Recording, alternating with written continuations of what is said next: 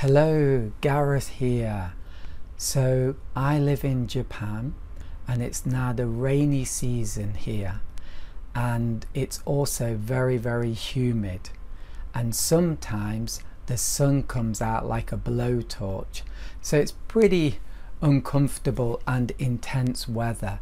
But one of the positive things is these amazing skies that we get. They really are sensational, and I want to show you in this video how to paint a really dramatic and sensational sky. So I'm doing this on Saunders and Waterford paper, but any good quality watercolor paper will do.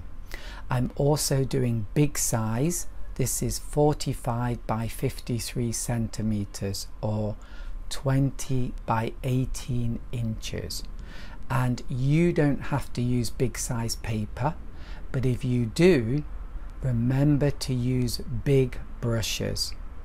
So I'll only say that once, but it is really important. Okay, and this painting is just two washes. One is the sky and the other one is the buildings and the trees below. Okay, and this video is at double speed, so here we go. So my paper is slightly tilted. I put it on a tissue box and I'm using a big hake and I'm just wetting the paper. Now I don't saturate the paper, I just wet it. Now I'm using a mop brush and this is pure yellow. I use a lot of pure colours when I do skies, and I'm doing just 3 streaks of yellow. That's it, finished. Now I'm adding some yellow ochre to that, and I'm just covering a lot of the paper with yellow ochre now, but I leave some whites in the middle where the sunlight is, but I try not to leave white paper anywhere else. Now I'm using brilliant orange,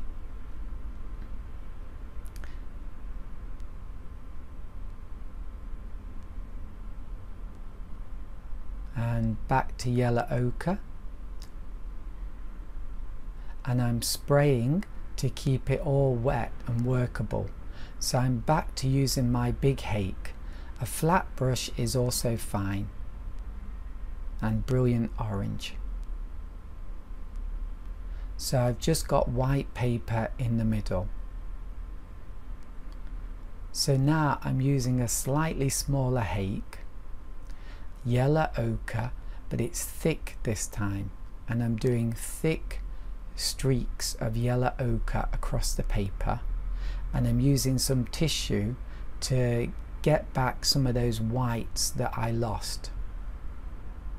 Now I'm adding brilliant orange with a bit of yellow ochre and doing some lovely streaks across the paper.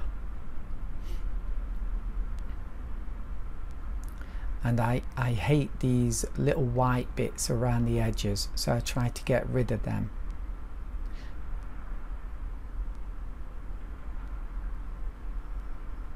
And just re-emphasize those yellow streaks. And I just took a hair out there and it left a patch, and I just went over that one more time to hide it. Now I've got Alizarin Crimson here, Phthalo Blue and burnt Sienna, and now I'm going for the dark areas. I spray the paper again to keep it wet, and I'm trying to get the right colour here, so take time mixing your paint to get the right mix, don't rush that. And then I'm doing lovely sweeping strokes here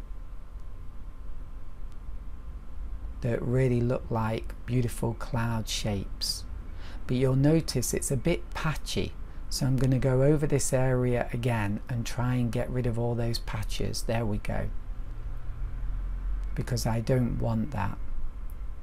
And then do some more streaks, and then do a streak on the other side so it's a bit more balanced. And I'm just trying to cover it all up evenly so it's not patchy. And now I'm using pure burnt sienna, and I find that looks really nice around these light areas. My paper's dried there, so I'm getting a bit of a dry brush effect. I also found that burnt sienna was a bit too dark, so I had to mix it a bit with yellow ochre, and then it was perfect.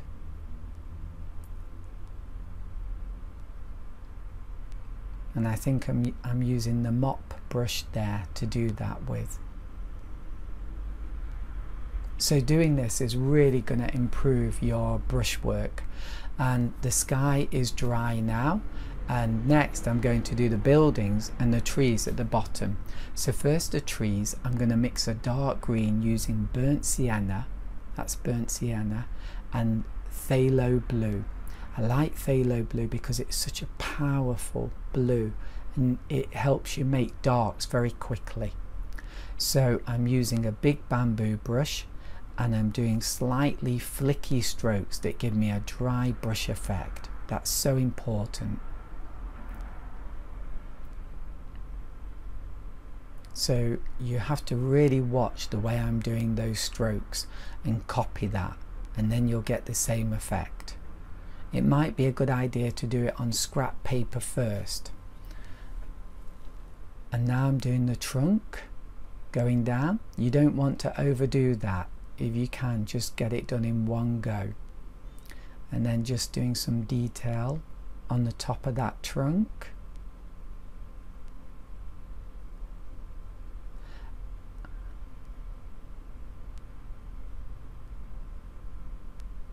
That took quite a bit of time to do. And then this is a small bamboo brush, and I realized that the top of this tree was not big enough, so I had to redo it and really make it extend it out far more, which took a bit of courage actually.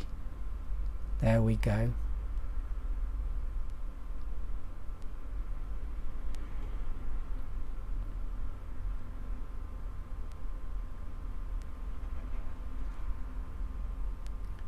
And make some of the same mix, and now I'm doing another tree, a different tree, and it was really important to get those edges right at the top,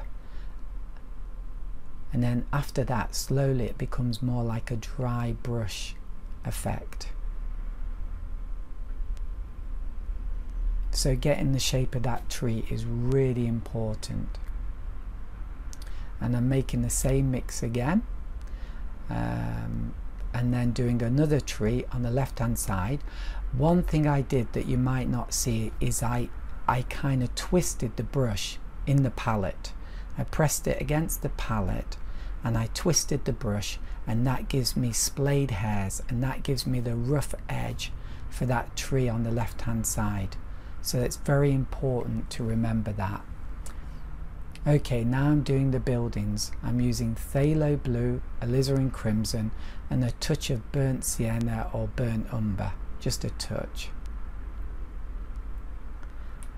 And so I like to do these with a kind of dry brush effect because it looks more interesting. If you look at the top of that building, you can see a little bit of the underneath, the under part of the painting showing through, and it just looks far more exciting and interesting. I keep spraying it to keep the whole thing workable, and then I use my dark mix again for the bottom of the tree. And there we go with some more buildings, and I'm trying to leave little white gaps because it just looks more interesting. And now here I'm using just pure burnt umber because it's going to blend with the other colours and not look so strong once it's dried, but it will add some variety to this wash. And then I'm doing the green again, Phthalo Blue and burnt sienna. Oh, not yet, but in a minute.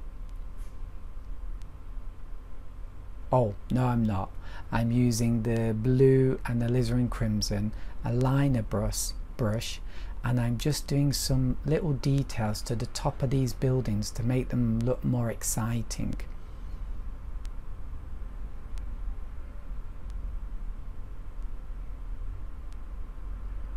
and a bit more here. Can you see how that just makes them look more interesting? Spray it again to keep it workable, and now here I'm using a dark mix for branches on the tree. So I'm using a liner brush. So this is basically just Phthalo Blue, Alizarin Crimson, and then a brown, burnt sienna or burnt umber. And I'm also doing a little bit more of a rough edge on that tree. And I'm making the same dark mix again. And now I'm doing utility poles using my liner brush. Nice clean strokes, and then power lines going across, and then these supporting poles here, and then I'm just emphasizing the trunk again, or restating it, because it seemed to disappear too much. And then spray to keep it wet and workable. And then I'm just darkening the bottom of that tree using the same mix. Okay, so now I'm using some burnt sienna and phthalo blue, so I'm making a green, and this is where I'm adding some more bushes, and it just makes this wash look a lot more interesting. Okay, phthalo blue and alizarin crimson and some brown, and I'm doing these windows, just some simple lines. That's all it is. It just adds interest once again. And using the same dark mix, I'm going to paint some birds, because we've got this huge space of sky and we just need to put something in there to make it a bit more interesting. And I'm using my liner brush. You can do birds with just 3 strokes, and with my liner brush just adding a few more lines. These little lines and stuff really add, I think. Okay, now I'm using a light blue and a liner brush, and I'm just doing splatter. So it once again, it's just making this wash more interesting, adding texture. And there we go. I go a bit crazy with this, but once you start to do it, you'll probably be the same, because it's just a lot of fun. And what I'm doing here is using my dark mix again, phthalo blue, alizarin crimson and a brown around the edges, because I just don't want white gaps along this edge line.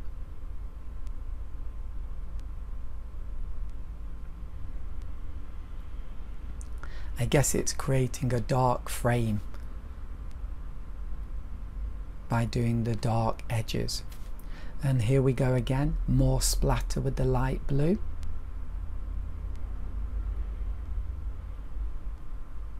And can you see what a lovely texture it gives you? And now I'm using burnt sienna, and I'm doing splatter here in the middle.